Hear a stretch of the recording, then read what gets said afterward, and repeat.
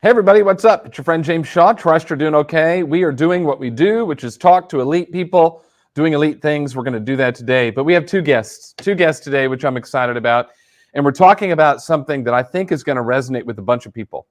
And it is launching the business as dual career. So many people do this where they say, hey, I want to get in real estate, but they can't just cut everything off and jump all in. You've got another job or something else you're doing while you either transition, or some people never intend to transition. They want to be dual career forever. But we want to help you with tips on how to do that. And we've got two great guests to help us today, Courtney and Cam, and they're going to walk you through how they did it, and they did it at a high level. So Courtney, introduce yourself, tell us who you are, where you're from, and a little bit about your business. Hi, I'm Courtney Thompson. I'm in Hutchinson, Kansas. It's about an hour west of Wichita, a little bit more rural area. I got my license in 2020, right before COVID hit. I then ended up having to do overtime for my current job at the time, and eventually made the transition May of 21. And that year I won Rookie of the Year. I have continued to grow the last 2 years on top of that. So that's how my business started and where I'm at now. We're excited to learn from you. Cam, who are you? Yeah, Cam Buening here from Central Indiana. Work out of the Carmel, Indiana Keller Williams office, and got my license in January of 2019. Worked a full-time job my first 18 months in the business, just doing what I needed to do as kind of built this career. I now run a small team of four, former assistant team leader of a market center as well. And yeah, that is kind of where I'm at today. And you're from a really cool town, so that's good. I Yeah. grew up in Indy, so I was like people from Indy. So, all right, well, let's start, Courtney, with you. Wichita, also a really cool town. I've been there several times. We'll start with you, Courtney. And you, was your intention always to transition into real estate full time, or did you just get tired in the pandemic and say, I'm out of here? What was your plan to transition, or were you going to be dual career, or did you have a plan to transition to being an agent full time? I always plan to transition out of my previous career.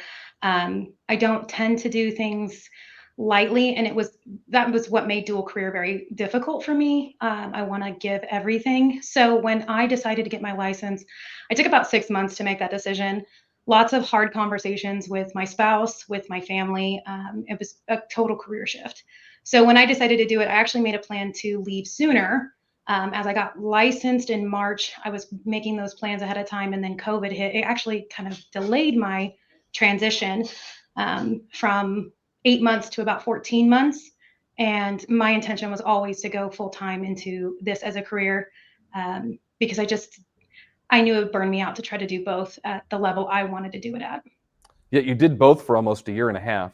Mhm. How did you find the right mix to be able to? And by the way, you were working extra. You were in what, food service or something? So you were working overtime, 60, 70 hours every week, plus running a real estate business. How did you find a way to get the real estate stuff done so you could create a pipeline and be able to move on while still balancing the other job?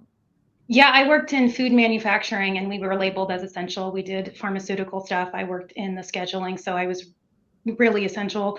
Um, what I chose to do was talk to my immediate circle, the people who see me the most, talk to me the most, and just let them know, here's what I plan to do, and here's why. And there are going to be times where I'm just not going to be the same person in your life as I've been, and there's a reason for it, and it's only this season.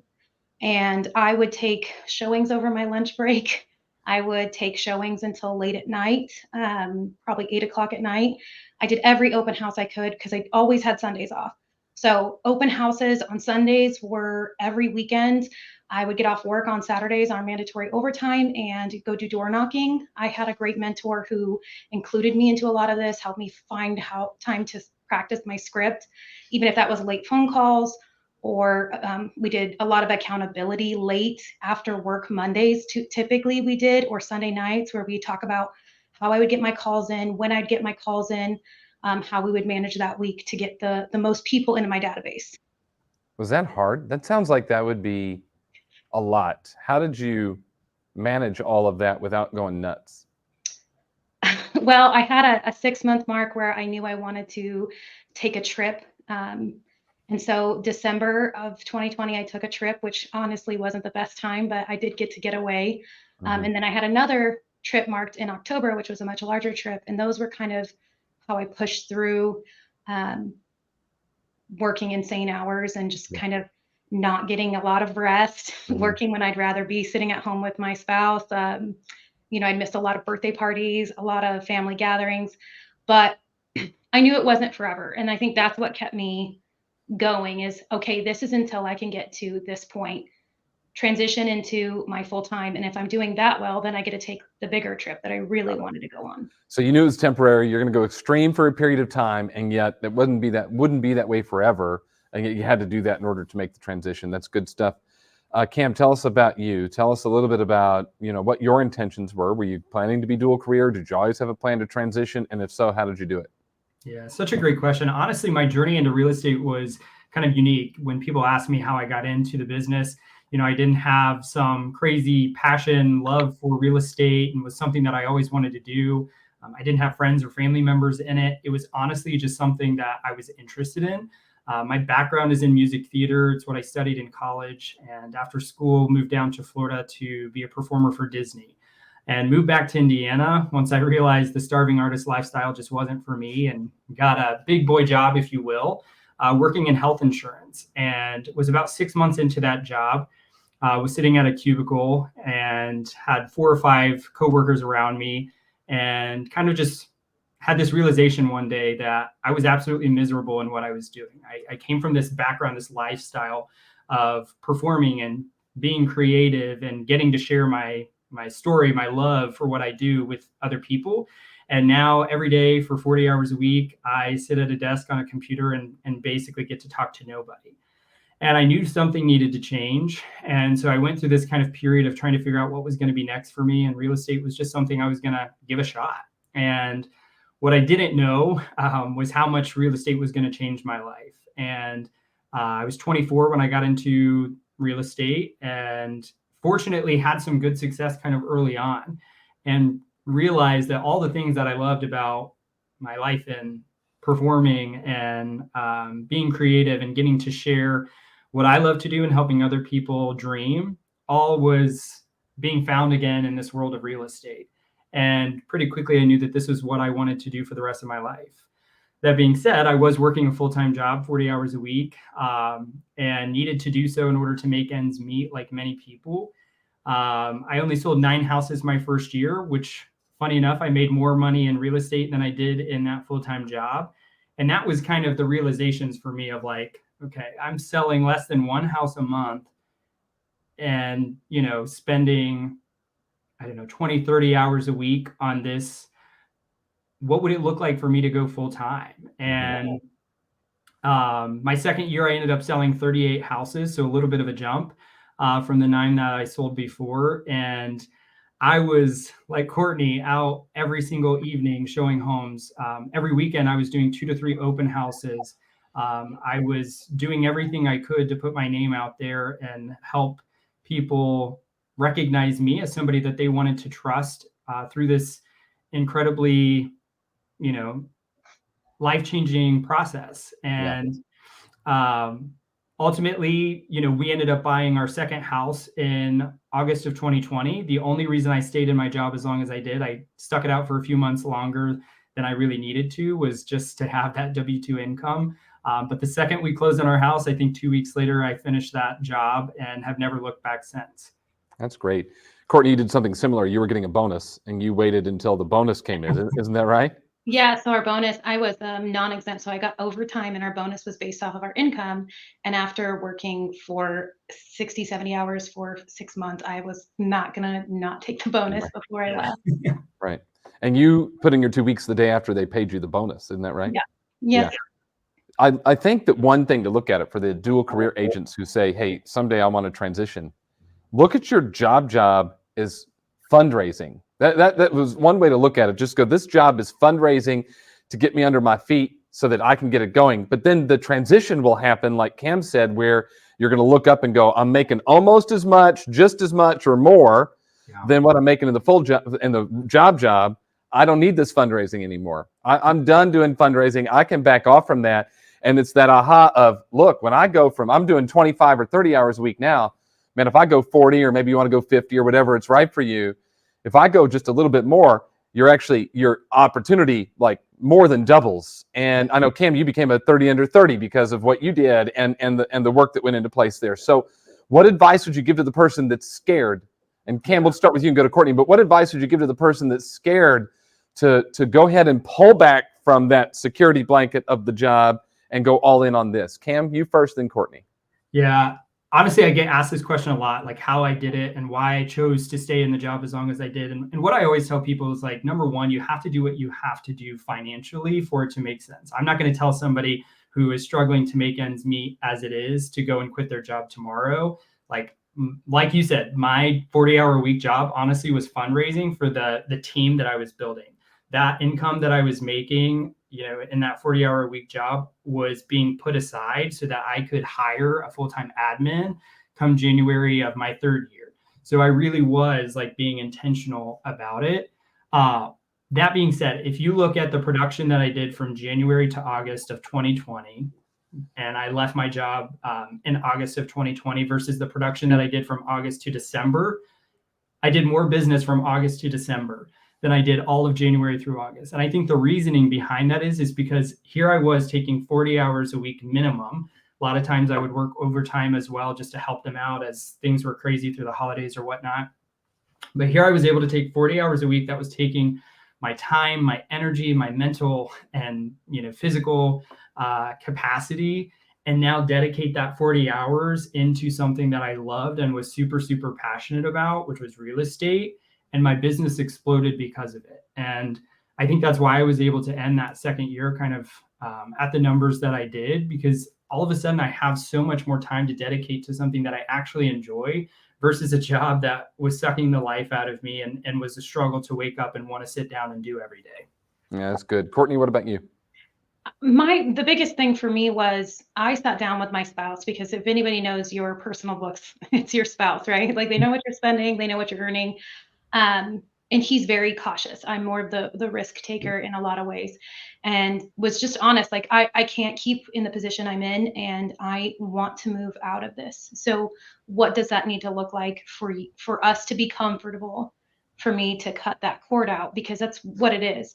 And I had been honest and said, I will not do another full year doing this. I can't, it's not sustainable. So we sat down and agreed that if my numbers trended to show 80% of my income in 12 months from what I was making, then we were good to go ahead and make that shift. If they didn't, then we'd have to reevaluate as a few months went by. Luckily they did, and I ended up trending much higher. And the same, I pulled the cord in April. May 1st was my first full-time day as a real estate agent in 2021. And I had done quite a bit from January to May, but from May to December, I did almost triple what I had done those first few months, because I now had this time to dedicate. I had a good mentor. And so that I could just really kind of explode and do, I think that in 21, I did 26 transactions.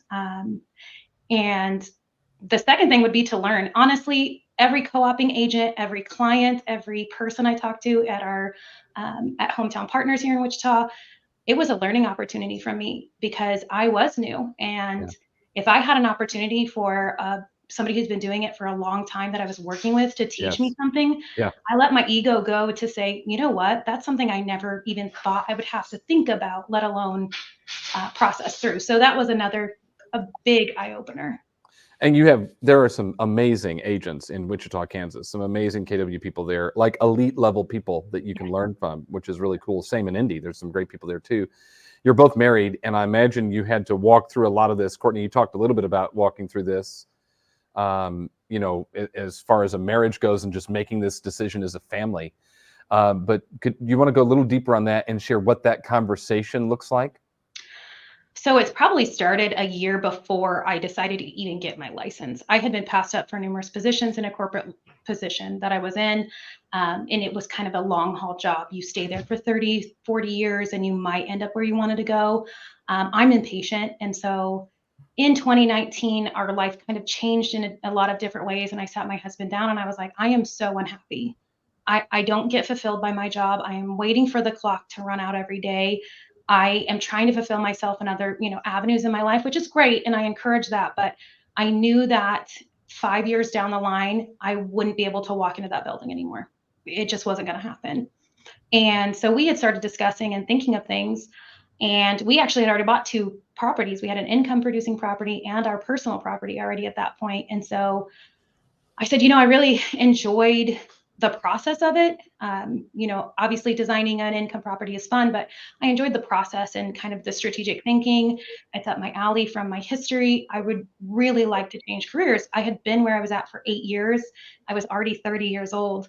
And so that was very scary. But I was like, look, this is my turn to change careers. I need to figure out what's going to sustain me for life, where I have an opportunity to grow at the pace I want to grow at, create something that I want to build on my own. And so we started talking about real estate in a real sense. And then we discussed it with our real estate agent who helped us buy both properties. And that ended up being my mentor. And we're still partners to this day. That was the conversation, just that I was going to need more than waiting for the gate to be open where I was at in my career. And yeah, you didn't want to wait. I don't blame you. Yeah, good for you for taking this step out. Cam, what about you? What did that conversation look like?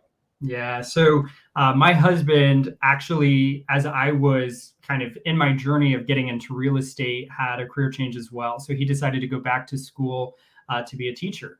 And so both of us were kind of in this phase of starting these new adventures. And so I think it was really easy for us to be able to support each other in our dreams and our goals, because we were both going in very different paths of where we had been before. Now, that being said, it's not easy to, I got married in October of 2019. And so my business did kind of explode unexpectedly for me. And so there was a lot of nights, where I'm coming home late and writing offers in bed, 11 o'clock at night or whatever needed to happen. And we don't have any children, as of right now. So I think it was a little easier for us to be able to do that. What was crazy enough about it is even he was a teacher through the pandemic, and that was really, really tough kind of mentally and stuff like that. And he actually joined me in real estate in January of 2021. So he is our director of operations for our team, and we are, 100% bought into this world of real estate. We have no other outside income other than passive income through investments and profit share and other things like that. But it was definitely, I think, scarier for us both to get into this world of real estate 100% than it was for one of us to leave a job and jump into that full ship. Yeah, no doubt about it. Well, I'm proud of both of you. So as we wrap up, I'm curious about what's the final tip you'd share with somebody? If you've got a dual career here that wants to make the leap, what would you tell them? Cam, we'll start with you. Yeah, honestly, making the leap full-time into real estate was the best decision that I ever made. Real estate has changed my life, changed my family's lives in more ways than we could have ever imagined. And I think that that's why I'm so bought in, not only for myself, but for other people as well.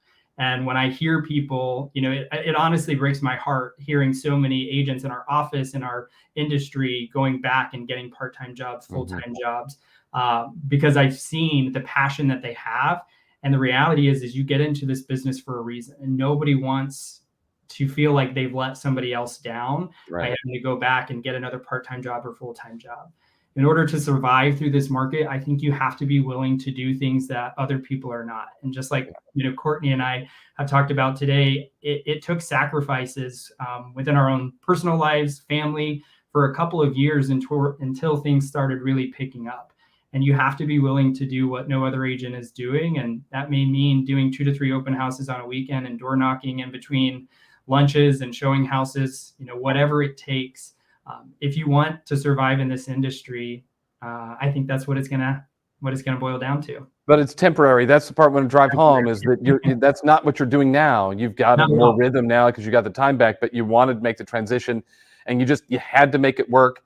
You needed your spouse on board with you to be able to pull it off, and then you needed to be okay with it. Courtney, what would you add? Know your numbers. I know early on it's kind of hard to figure out what to track, when to track. Yeah. But knowing your numbers 6 months into being dual allows you to project for a year or so. And that will allow you to plan. I think if you just start and you don't have an anticipation of, okay, I want to be able to be done at this point, you can't and you don't track your numbers, you may never be able to Yeah. transition because you have no idea where your leads are coming from, where to spend your time. And if you have limited time, oh my goodness, you do not want to be wasting it, right? You don't want to be doing a showing at 8 o'clock at night for a lead that's never going to come to fruition when you're working a 40, 50-hour job. So I would say know your numbers and just buy into yourself. Well, who better to buy into than you? And, you know, we have a bold law that says all work expands to fill the time allowed. When you pick the date, I feel like a big part of it is just selecting the date. This is the date we're going to make the transition. And I'm going to go all in until that date.